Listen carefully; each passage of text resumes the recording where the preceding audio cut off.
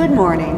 My name is Lynn Anania. I am excited to share with you today a fascinating story about a young girl and her working relationship with the Dove family.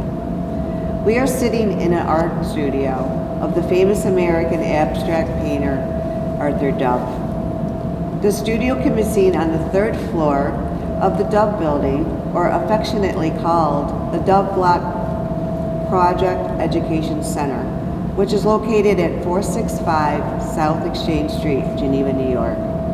My special guest today is Nancy Raza. Nancy is from Ithaca, New York.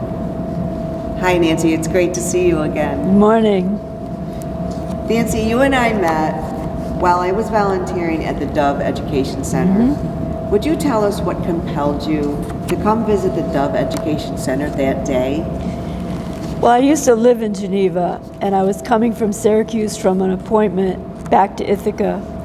And I stopped in Geneva because I like to go through the pawn shops every now and then. I had lost track of my mother's wedding ring when I lived in Geneva, so I thought, well, it's a nice day. And I went past the Dove building, which means a lot to me. It's very sentimental, and there were people inside, and it looked like it was open to the public. I came in, and I guess they were having committee meetings, and they welcomed me with open arms, and tears started coming to my eyes. Again, it's happening now,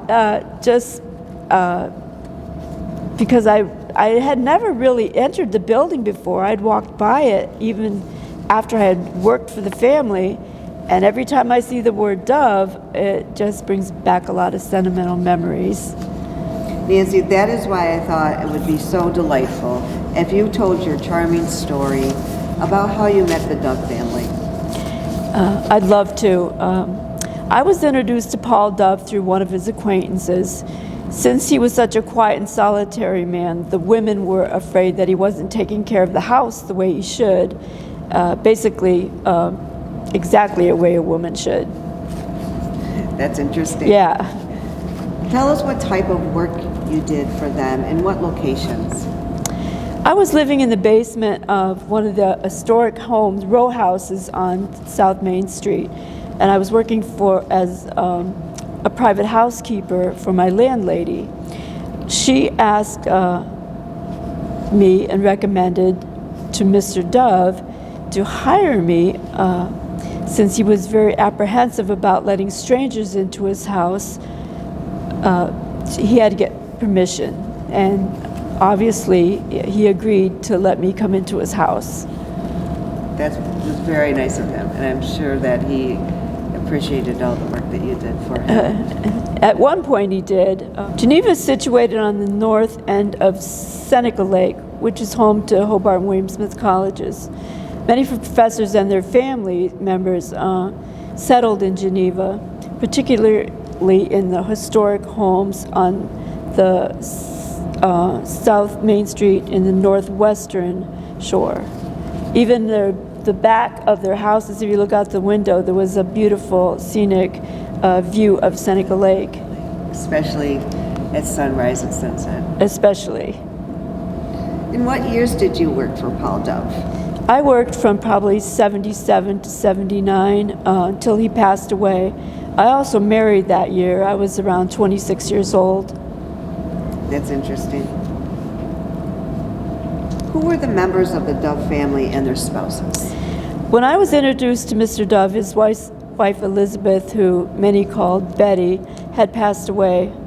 I guess now I could call him Paul, but I never called him Paul. I called him Mr. Dove. Paul spoke of Elizabeth from above his framed glasses as if to say, "I better beware." He really did need a lady's touch in his house when I arrived. The dust, I don't think anyone had cleaned after she passed away. The dust on the tabletops of the beautiful furniture, let me say that, was about an inch thick of felt. You could take the end of it and actually lift it up.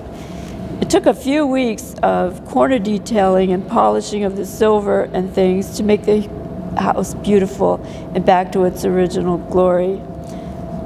There was artwork throughout the house, and one of them was my favorite, called Mars, Orange, and Green. If you look through some of his books, you can find that it actually looked like a little dragon, was a green dragon coming up. It was hard for me to understand why he called it Mars, Orange, and Green, like many of the paintings, but it was one of my favorites. He also had a beautiful Impressionist painting above the mantel of the fireplace in the living room. Often stood there and looked at it and just admired the texture of how you do an Impressionist painting. I didn't at the time know what the painting was, but later found out. I thought it was inspired by Matisse, but actually found out later that it was actually one of Arthur Dove's paintings. Elizabeth was the only woman that really Paul had ever spoken of. Who were friends of the Dove family? Paul invited me into his study one day, and he opened up his desk drawer and pulled out some letters, and he asked me to read them. It seemed odd to me, but not wanting to be rude, I began reading them and acted like I was interested. But when I was done, I gave them back, and he put them back in the drawer. One letter, probably more than one letter, when I finished, were signed Georgia O'Keeffe, who at the time I had no idea who it was. I figured maybe it was somebody that he was interested in now that he was single, but since she came from out west, that it would never come to fruition. I had no idea. Some of the ladies that introduced me to Paul, like I said, lived on South Main Street. They were alumni of the Hobart and William Smith people and Cornell Experiment Station. It was a really an enriching environment. Retired lawyers, realtors, doctors, judges, just to name a few. And they must have had some interesting family history and good times together. Absolutely. I can only describe Paul. This was quite a description, though. He was nearly 90 when I met him, and he walked with a shuffle and a slight bend in his back, just enough where he had to look up over his glasses to speak to me. Even though I was short, he wasn't a very tall man. His wife Elizabeth seemed to come from a wealthy family, as far as I could tell, and had a really strong personality, and this even was said by many of his friends. Paul seemed to still look both ways, every time he made a decision to make sure that she had approved, even though she wasn't there. That's funny. He must have really respected Elizabeth. Or was afraid of her. I'm not sure which. Then there was his brother Arthur Garfield Dove, Right. born August 2nd, 1880, in Canandaigua, New York, and died November 23rd, 1946, in Huntington, New York. Arthur was 12 years younger than Paul. Paul considered him like the golden egg of the family. Paul worked very hard, but Arthur didn't seem to have to work when he first began his artwork.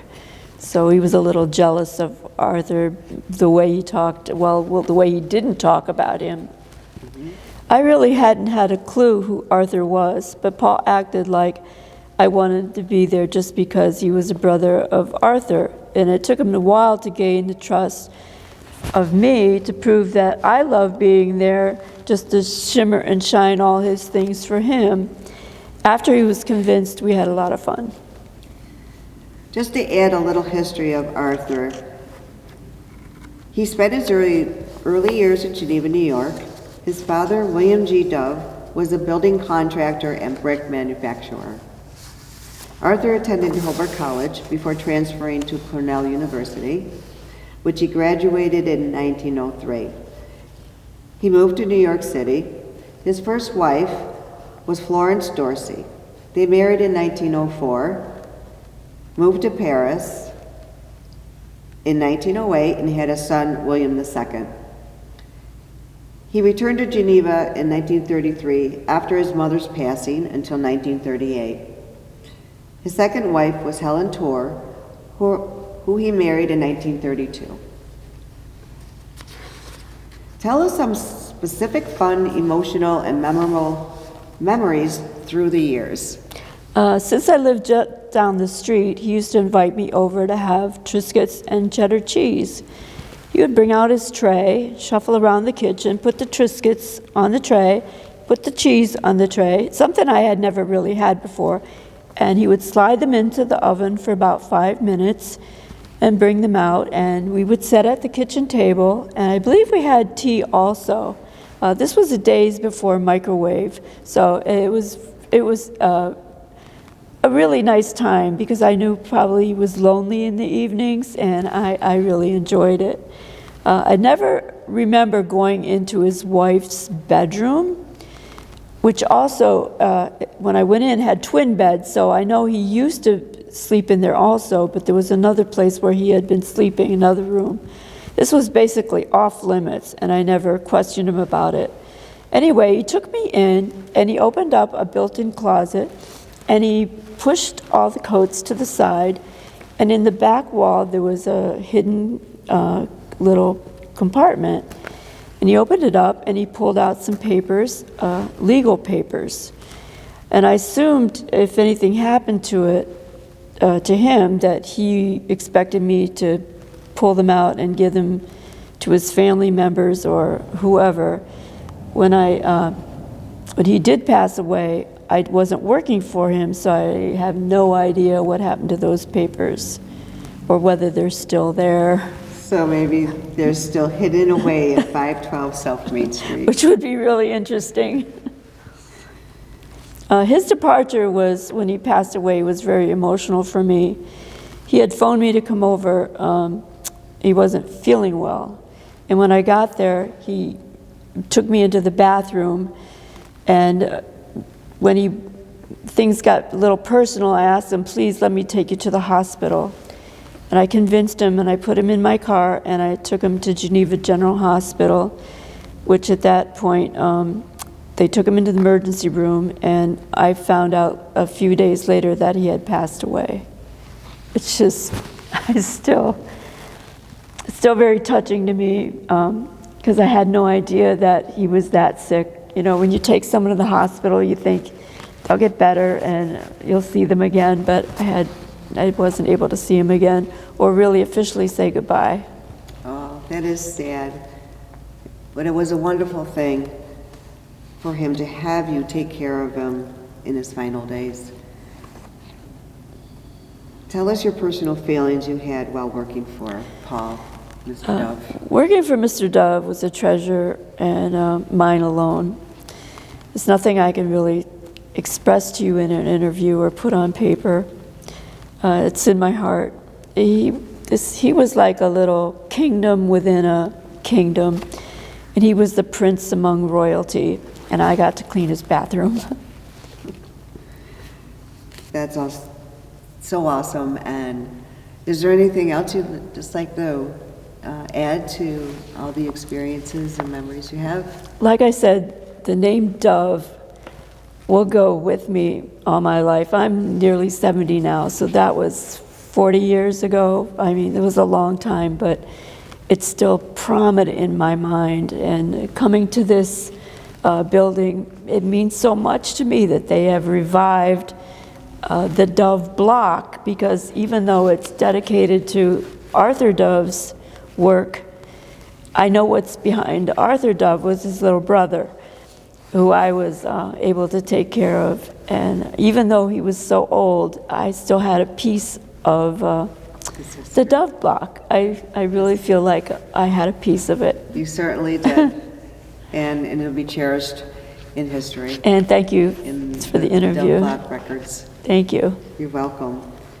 So that's our story.